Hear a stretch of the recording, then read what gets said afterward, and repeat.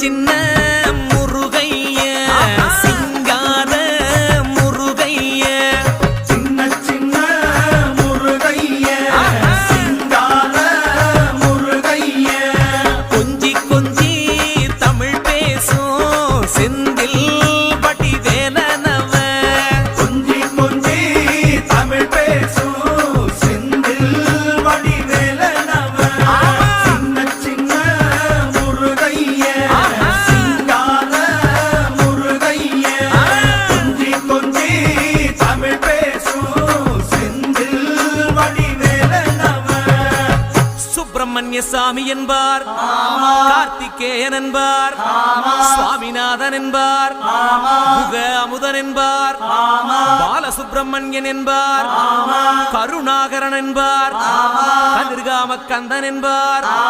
கதிர்வேல சுவாமி என்பார்.